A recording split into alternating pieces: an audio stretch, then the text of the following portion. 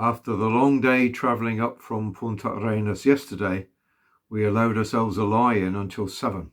It felt very indulgent. Hosteria del Torres was American-owned, and as we made our way to the dining room, the smell of bacon, eggs and hash browns wafted towards us. I could see everyone quietly smile in anticipation. Once breakfast was over, we ventured out into a clear but cool day.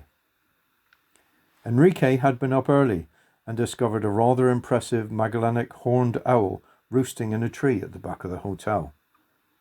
It appeared totally unconcerned by our presence, but we were, of course, at a safe distance.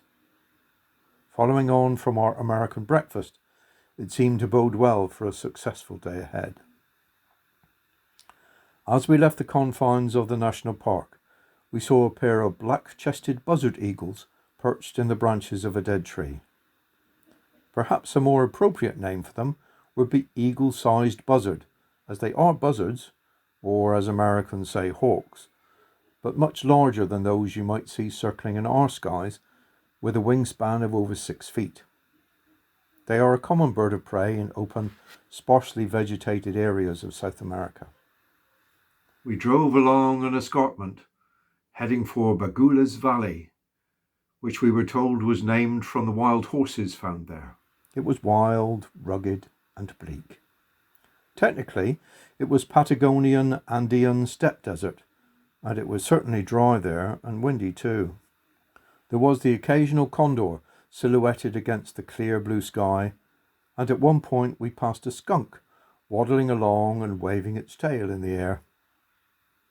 Fortuitously, we stopped by a rocky outcrop to look at a greater yellowfinch, a species we had already seen once or twice on the trip, and scanning the area around, spotted a rather more handsome yellow-bridled finch. It was surprisingly hard to see, considering its bright yellow and black face. The road ended at the gate of an isolated, abandoned hacienda. Enrique told us he had once spent a lonely, snowbound winter here studying pumas.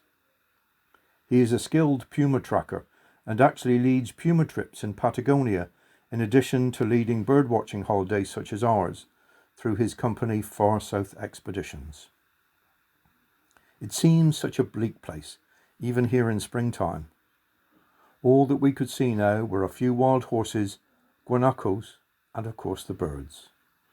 Hidden from us were elusive mammals like armadillos, foxes, and of course pumas. We weren't that lucky. There were, however, white-throated caracaras turning over droppings looking for dung beetles. We enjoyed a late and rather windy lunch before retracing our steps and meandering slowly back in the direction of the hotel, birding along the way. We arrived with an hour to spare before dinner, which was an excellent buffet, washed down with a glass or two of Chilean Sauvignon. An excellent end to an excellent day.